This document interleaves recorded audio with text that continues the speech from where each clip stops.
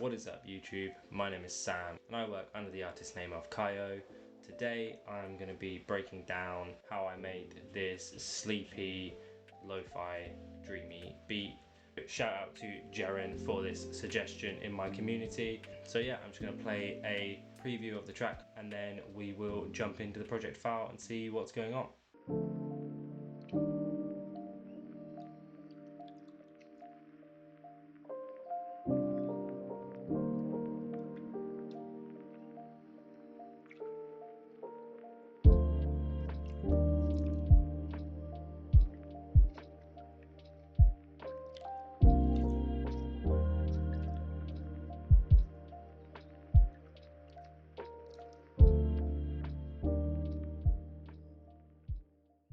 So this here is the project file. Let's start with the piano sounds. There's 4 different layers. I started with this decent sampler claustrophobic piano. This is one of my favorite plugins and has a really nice raw sound with a little bit of processing.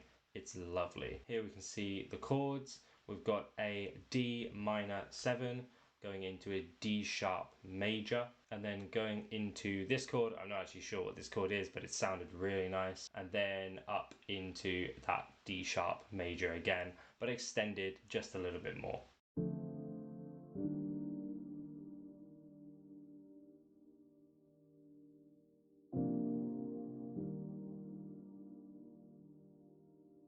In terms of the processing on this one, all I've got going on, we've got a tape cassette 2 on the default setting. I turned the noise off and that's it, so that adds a real kind of tape emulation onto the piano. We then have a Valhalla Supermassive reverb, and this is on the Lost Saucer preset, but I've turned that down to about 30%. Have an EQ, and all that's doing is cutting off those highs, ducking some of those muddy frequencies in the middle there. Really simple, really nice. I then added a second layer of pianos, and this comes in sort of the hook of the song. It comes in when everything's sort of there. This is the Labs Felt cassette, and that's playing exactly the same. It's just adding a little bit more shimmer, a little bit of sparkle, a little bit of high end, and all that's going on that one is an EQ, allowing in a little bit more of that high end, rolling off the low end. Let's take a listen to the decent sampler on its own, and then we'll hear the cassette piano come in.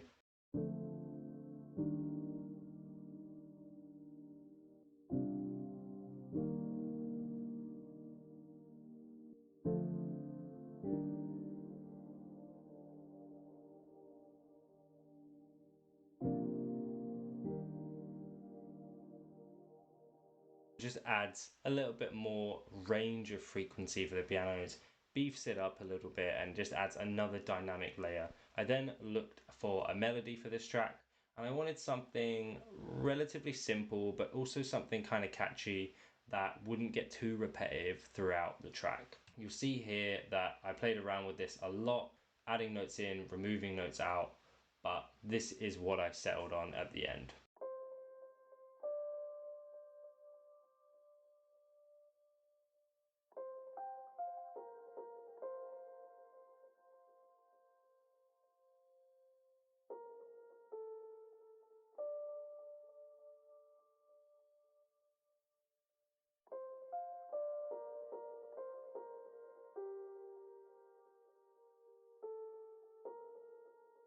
You can see that it follows the same pattern twice. It just adds a few extra notes on that second turn around, but it's a really simple progression and it really delves into that idea that this is a sleepy beat. The final piano element here is just playing the D and an F continuously, all 8 bars, just to kind of add movement, because I felt like there was too much space in between what was going on. It is a sleepy track, but I still didn't want empty space. This is really subtle in the mix, but you'll definitely be able to hear it. This is what it sounds like on its own.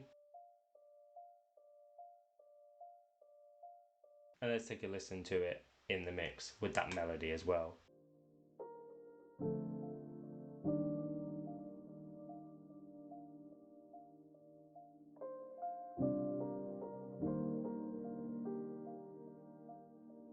There's some interesting processing that goes on with these two pianos. Main melody there has got quite a lot going on. There's a love filter here. All that's doing is a simple low pass, just letting in those higher frequencies. Then there's a patcher where I'm using the stereo wideness preset and I've turned that up all the way. I wanted this melody to be really wide, really help with the atmosphere. I then have a compressor, and what that's doing is making sure everything is nice and glued together. We then EQ'd it, so it's just those middle frequencies, and finally added some reverb on there. What's interesting about the arpeggiated piano is that this is sidechained to that melody. So anytime the melody is playing, that walking piano ducks out of the way. And what that means is that nothing is too busy. There's never too much going on. Once I had all of these pianos, I moved on to the bass. This is really simple. There's not too much going on here. We didn't reinvent the wheel. It's just playing the root notes of the piano. So let's take a listen to this bass.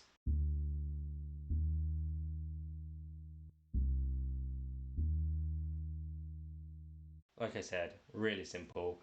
Its core purpose is just to add a load of warmth, add that low end to the track. Once I had all of these elements, I moved on to the drums. So I started with this kick. Then there's a snare, hi-hat, and then a second hi-hat.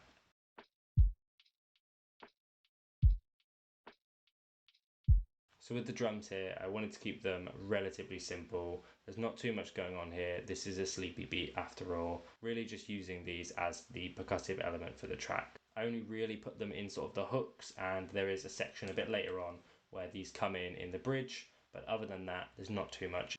Now I had all of these elements, let's take a listen to how this all sounds together.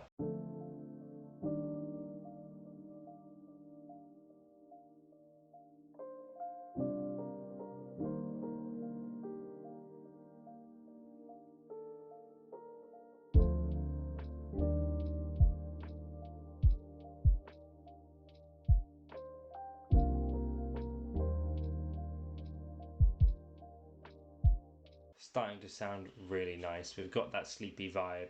It's really nice and relaxing tune. I really wanted to add quite a lot of atmosphere to this track, so we do have a fair bit going on here. The main point of focus for the atmosphere here is I added some vocal chops. I drowned these in reverb and put some delay on them as well, so they look like they're only hitting at the start of each bar, but you'll hear them throughout. So this is what they sounded like with no processing. And then after the processing, we have this. And then I added a second one that is pitched down. Now on their own, they don't sound too great, but within that mix, they sound really nice. The other atmosphere that we've got going on here is some ambience. This is a quiet stroll ambience and a soft swim ambience. I believe both of these from a Mondo Loops pack. So now we've got those, let's take a listen to these as they sit in the mix, because I think you'll agree they just sound really lovely. Add that kind of atmospheric element that you expect in a sleepy beat. Let's take a listen.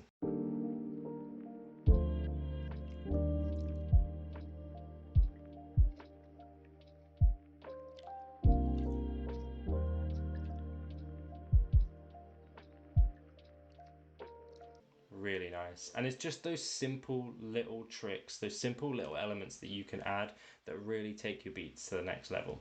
The final thing that I've added here, and this comes in a bit later on in the track, is a guitar. I introduced this at the end of the first hook here, but it's really subtle in the mix. We then hear the guitar kind of expand through the bridge of the track, and then it's fully integrated in the final chorus. Really simple. There's not too much going on here because we're introducing this element. I don't want to shock the listener too much by just throwing them this brand new instrument that is really garish and really in their face. I just wanted them to slowly be introduced to these new elements. For this bridge, I stripped everything back. So the chords you can see here, I then turned these into triad chords. At some points, it's just two notes playing. kept it really simple, makes it a little bit different for the listener. The melody I also stripped back. We just removed a bunch of those notes, elongated the ones that were left. So it's really simple, and then we used that space to introduce the guitar. Let's take a listen and see if you pick up on those things.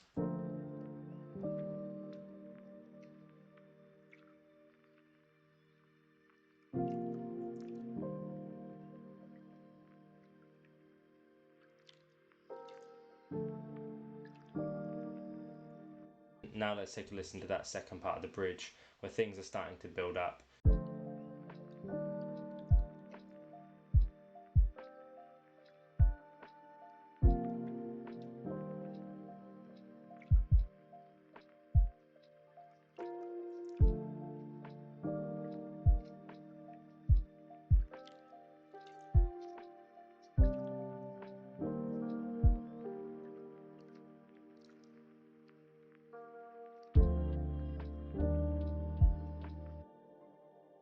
Now that really, in my opinion, finishes that track off really beautifully.